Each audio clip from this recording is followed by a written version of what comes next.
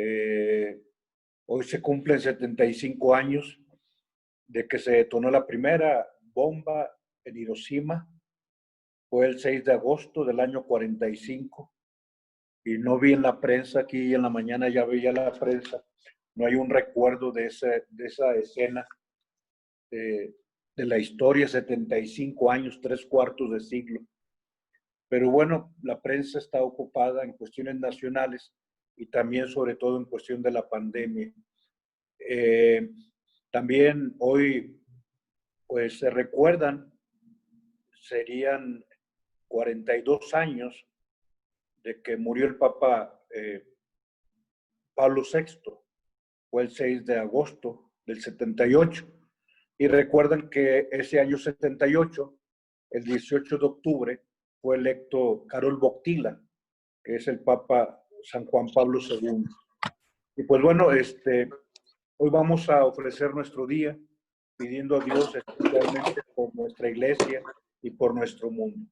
En nombre del Padre, del Hijo y del Espíritu Santo. Amén. Señor, te damos gracias por el regalo de este día, de esta mañana. Gracias por el descanso nocturno que nos repara las fuerzas, que nos rehabilita, que nos fortalece. Gracias, Señor, por el sueño que tú has velado para que podamos amanecer, despertar, iniciar una nueva historia, una nueva jornada. Gracias, Señor, porque en la noche nuestra vida, nuestro organismo funciona en lo más elemental.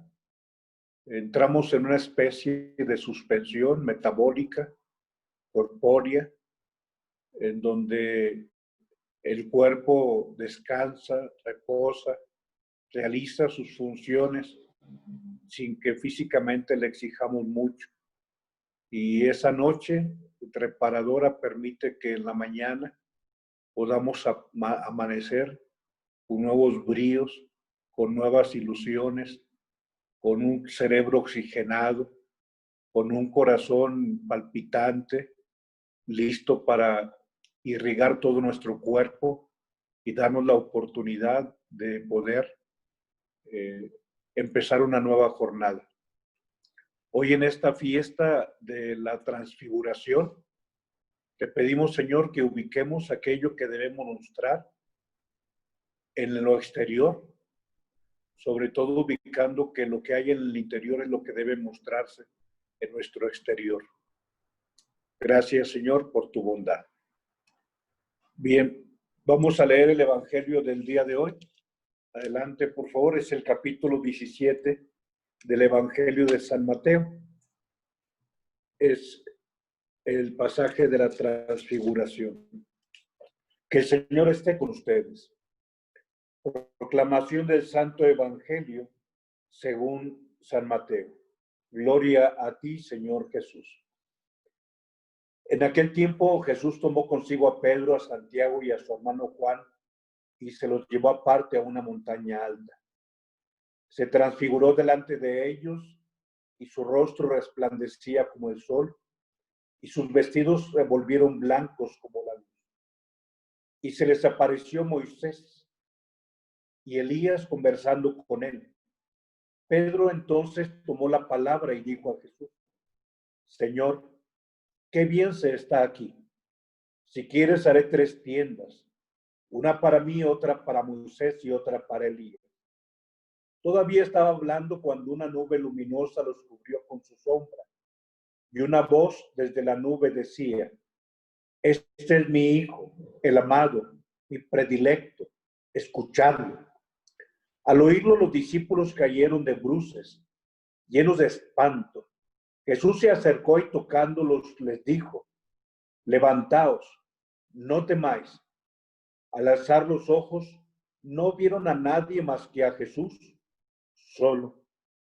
Cuando bajaban de la montaña, Jesús les mandó: no contéis a nadie la visión hasta que el Hijo del Hombre resucite de entre los muertos. Palabra del Señor. Gloria a ti, Señor Jesús. La verdad es que hay tantas cosas que podríamos hablar sobre este regalo del pasaje de la transfiguración. Un elemento que subrayo es el de la montaña alta, porque hoy referiremos 3 montes en la vida del Señor. Pero aun cuando no lo subrayé en la línea 4, aparece ese resplandor del Señor, de su rostro como el sol. Por eso le he llamado a esta reflexión el sol que nace de lo alto y esos vestidos blancos como la luz. Ya también tendremos ocasión en la tarde y en la noche hablar de esta expresión de Pedro que quiere congelar lo que es efímero. Sí, todo en el tiempo es efímero, todo en el tiempo es efímero, es decir, transitorio, es decir, es fugaz. ¿Por qué? Porque lo que es eterno solamente es cuando un día trascendamos el tiempo. Pero Pedro dice, estamos muy bien, hagamos 3 tiendas. Pedro quiere que el tiempo se congele. Pero aún la gloria de Cristo, aún la manifestación del Tabor, tiene transitoriedad, como todo en nuestra vida. Todo transita, todo tiene un límite de tiempo. Y hace falta que disfrutemos del tiempo y que vivamos la virtud del tiempo. Pero bueno, habría muchas cosas más que podríamos hablar. Vamos directo a la reflexión del día de hoy. Hablemos de estos 3 montes fundamentales, 3 montañas que ocupan el lugar importantísimo en la vida de nuestro Señor. Digamos que una montaña inicial, una montaña final, hablo de la vida pública de Cristo, y una montaña intermedia. La primera montaña, Dios ya nos permitió allá por el mes de mayo estar hablando, abril, sí, porque fue después de la Pascua, no, mayo, porque fue después de la Pascua. Hablamos sobre la montaña de las bienaventuranzas y ya meditamos en torno a ese ser bienaventurados. Macarios, se decía en griego, se dice bienaventurado. Obviamente la montaña final, que es el Gólgota, es donde Cristo vive las bienaventuranzas y ofrece un sacrificio para salvarnos. Pero en medio del monte de las bienaventuranzas y el monte Gólgota se encuentra el monte Tabor.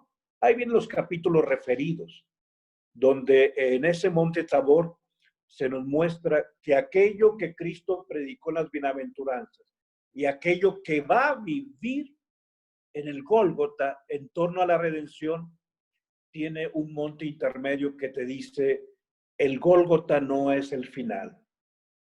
El dolor y la muerte no es donde concluye esta historia.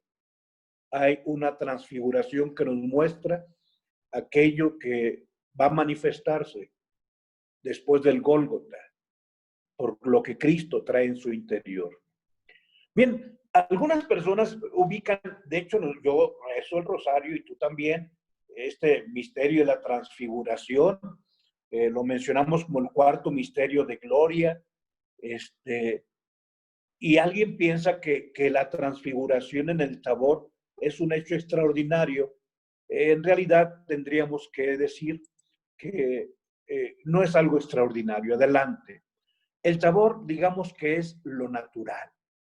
O sea, lo que están viendo los apóstoles, no lo sobrenatural, sino lo natural.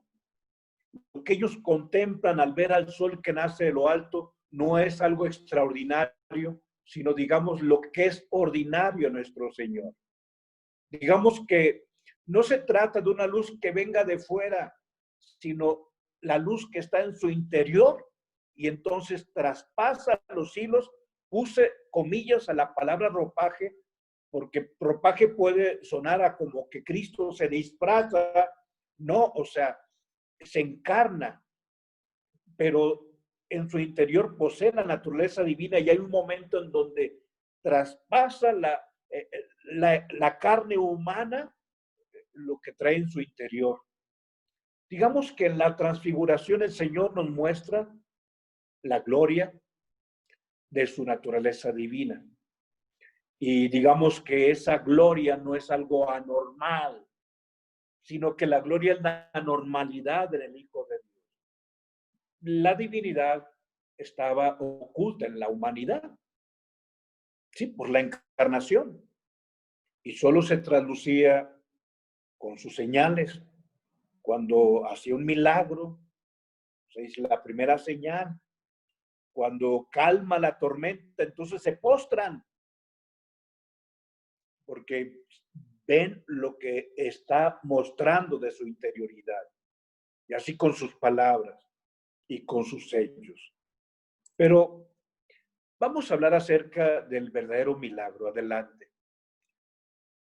En el Monte Tabor se han suspendido por unos instantes, digamos, el estado anormal. Perdón por este juego de palabras. Desde ayer, el dolor que no me duele y que lo que no me duele es lo que más me duele. Perdón, pareciera que hoy y ayer hemos estado haciendo uso de un juego de palabras o de un parafrasear el lenguaje. Pero esto no es ninguna especie de trabalenguas. Es la realidad. En el Monte Tabor, en Cristo, se suspende por unos instantes el estado anormal que parecía que era el normal. ¿No es este el hijo del carpintero? ¿No es este el hijo de María? ¿No conocemos sus parientes? ¿Acaso algo bueno puede salir de Nazaret? Sí, aquello que parecía normal en realidad era lo anormal o lo que estaba fuera de la normalidad en la persona de Jesús. Digamos que en la transfiguración en Cristo se suspende lo natural, y pongo natural con comillas, para dejarse ver en lo sobrenatural su forma natural otra vez. ¿Es un milagro? No, el Tabor no es un milagro. Milagro eran todos esos otros momentos en los que la divinidad, en el plan de salvación, en el misterio revelado en la persona de Cristo, quiso adoptar, asumir los procesos de nuestra humanidad y manifestaciones de nuestra humanidad desde el mismo momento en que Él se encarna en el vientre de la Inmaculado de la Virgen María. Hay verdadera gestación, pero quien se está gestando en su naturaleza es Dios. Hablemos hoy de nosotros. Adelante. Esta fiesta, esta solemnidad de la transfiguración del Señor, nos invita a que tú y yo también mostremos quiénes somos en la vida. O sea, esta fiesta de la transfiguración nos invita a que dejemos ver en el exterior lo que llevamos en nuestro interior. Tú y yo somos hijos de Dios. Es verdad, un barro, o sea, el texto de Génesis 2:7, no podemos silenciarlo.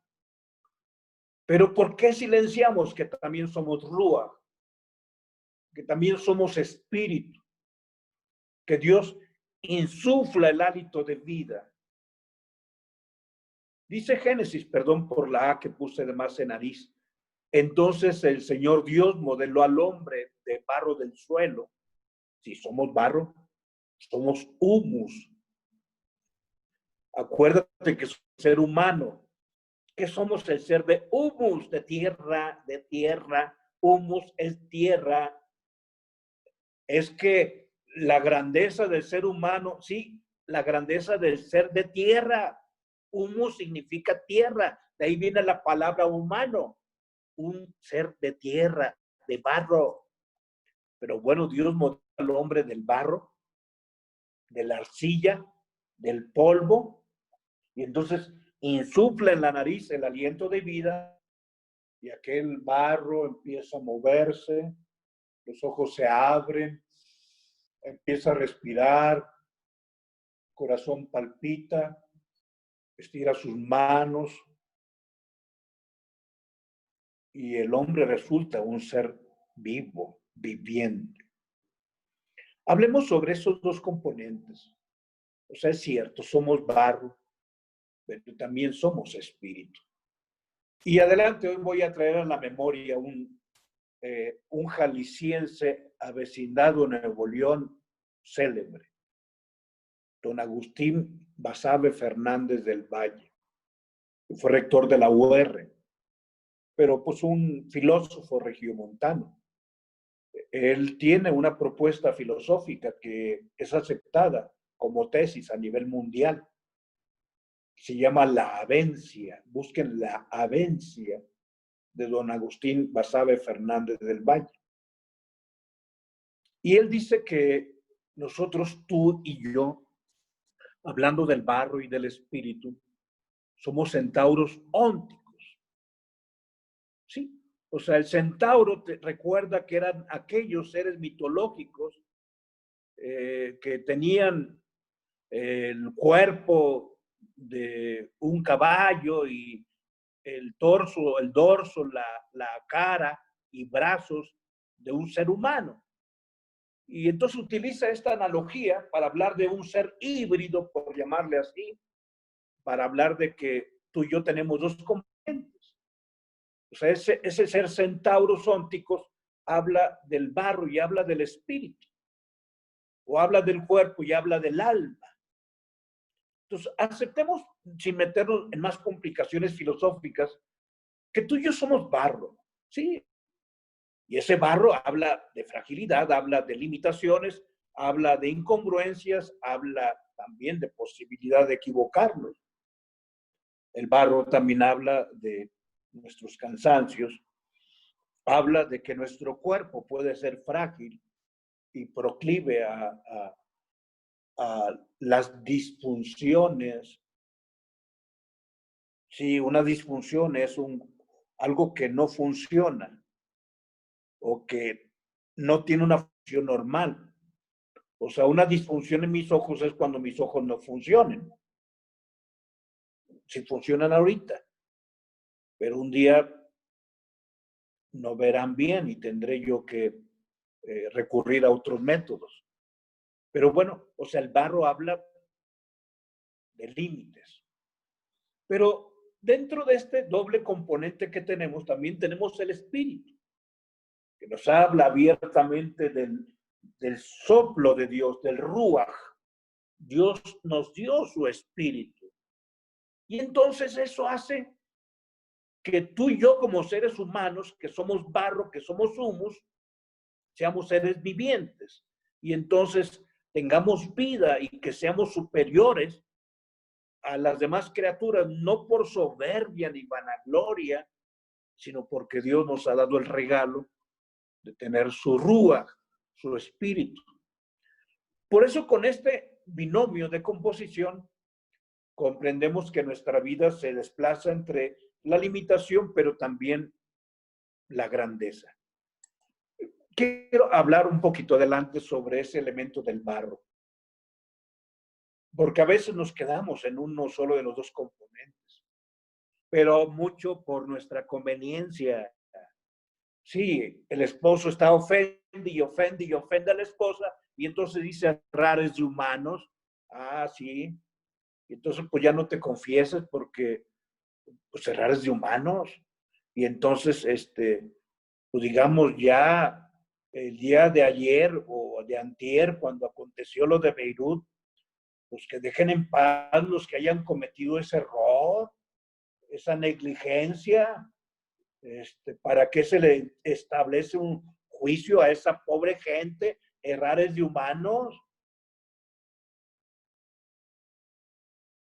Errores de humanos es un refrán que muchos de nosotros hemos convertido en una máxima de verdad, una torpe máxima de verdad para nuestra vida. Y así con esa frase, errores humanos, la barca de nuestra vida, hemos enarbolado una bandera en ese mástil para cruzar los mares de la existencia, diciéndole a todo mundo errores de humanos y estar pidiendo perdón una y otra y otra y otra y otra vez. Y que quien yo ofendo me perdone, errores de humanos. Pero en realidad, errores de humanos es una expresión de ingenuidad. Ingenuidad para nuestras conveniencias, como te decía, porque en realidad es una expresión de necedad. Lo peor de todo es que ese errores humanos se ha convertido en un discurso programático para no pocos. Oye, padre, entonces errores humanos ¿es una verdad o no es una verdad? Es una verdad a medias. Y como todas las verdades a medias son las más grandes mentiras. Errores humanos es verdad, pero adelante. Soñar es también de humanos. Sí, porque no tan solo somos humus, no tan solo somos arcilla, no tan solo somos barro, somos rúa, somos espíritu de Dios. Triunfar es de humanos. Tener aciertos es de humanos. Tener ilusiones es de humanos. Soñar en la vida es de humanos. Levantarte con la victoria es también de humanos. Trascender es de humanos. Y entre ese errar de humano es de humanos y este soñar es de humanos. Entre el barro y el espíritu se escribe nuestra vida. Hoy, adelante en nuestra historia, por desgracia, si el Señor nos invita, como Él muestra lo que hay en su interior, a que tú y yo mostremos lo que hay en nuestro interior. Digamos que Él nos invita también a transfigurarnos. El problema nuestro es que muchos, lejos de transfigurarnos, nos desfiguramos.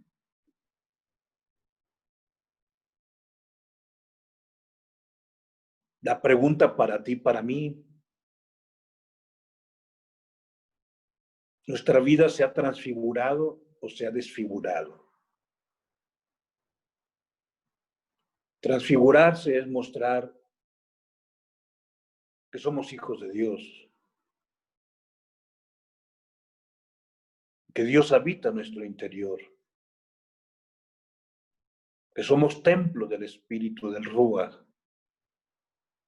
que Dios uno y trino nos guía, nos inspira, nos ilumina.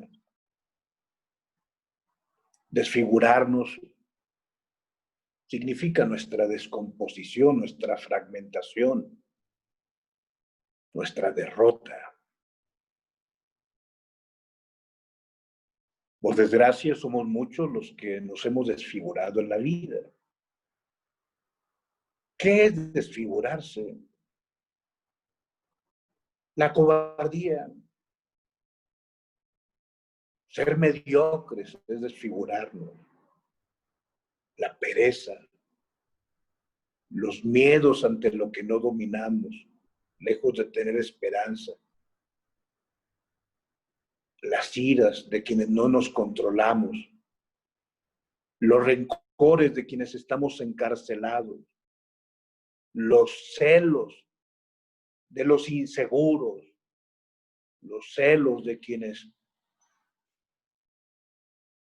en la duda manifiestan que tienen un espíritu inferior y en esa minusvaloración no son capaces de confiar en el otro.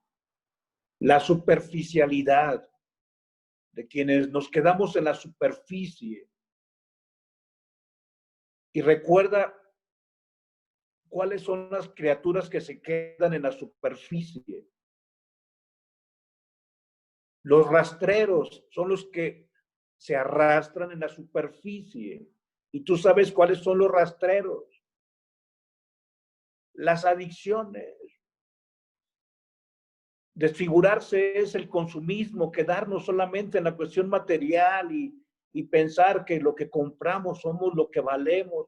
El hedonismo, o sea, no el amor, sino quedarse en los instintos, un materialismo. Desfigurarse es falta de compromiso. O sea, todo eso no es más que darle más importancia al recipiente de barro que al tesoro que se encuentra depositado en ese recipiente de barro. Ese ser de barro es que errar es de humanos, pero también transfigurarse en la vida adelante. La invitación del Señor es para que al igual que Cristo también nosotros nos transfiguremos. ¿Y qué significa transfigurarnos? Manifestar amor a la vida y a las personas. Transfigurarnos es no dejarnos vencer por la enfermedad ni por el desánimo que puede traernos la enfermedad. Transfigurarnos es mostrar coraje en la dificultad. Transfigurarnos es presentar el rostro de la dignidad en los problemas que enfrentamos. Transfigurarnos es mantenernos unidos en familia, aún en medio de los embates que sufrimos. Transfigurarnos es ser capaces de mostrarnos serviciales a pesar de las eventualidades y a veces de nuestras perezas que pareciera que nos hacen desistir de seguir en el servicio. Transfigurarnos es saber perdonar o es saber pedir perdón para que entonces se solucione esa diferencia que tenemos con las personas que amamos. Hoy tenemos que preguntarnos, ¿nos hemos desfigurado o nos transfiguramos?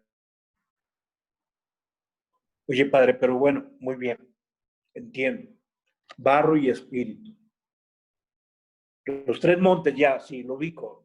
El de las bienaventuranzas, el Tabor, el Gólgota. Cristo transfigura y muestra no algo extraordinario, sino lo ordinario, no lo anormal, sino lo normal. No, digamos, algo sobrenatural, sino algo natural en él. Pero ¿cómo le hago para no desfigurarme? Las cosas tan difíciles.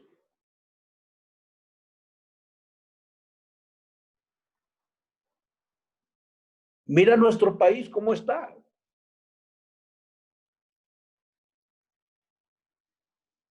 Mira cómo está el mundo.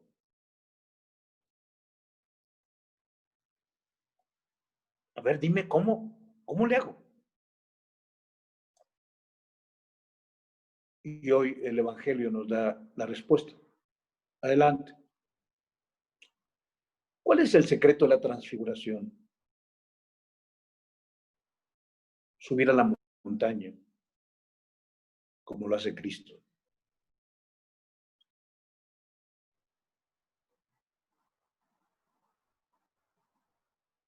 Hay una actividad que nos posibilita esa transfiguración, la oración.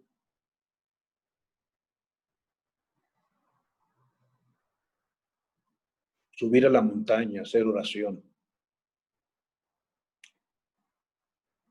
Lo que nosotros hacemos es exactamente lo contrario. No tenemos tiempo para ir a la montaña, ni para hacer oración. Hoy vivimos sumergidos en el trajín, el tráfico. Vivimos en el asfalto de la vida. Sube la montaña. Haz oración.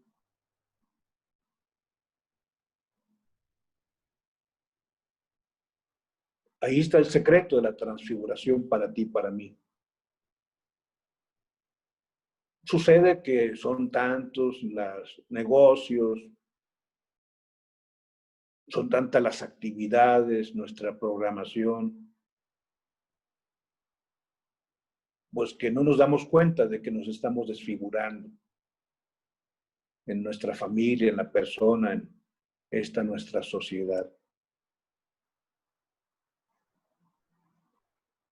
En la tarde, el cambio de turno, hablaremos sobre la montaña y sobre la oración. Ahí está el secreto de la transfiguración. En nombre del Padre, del Hijo y del Espíritu Santo. Amén.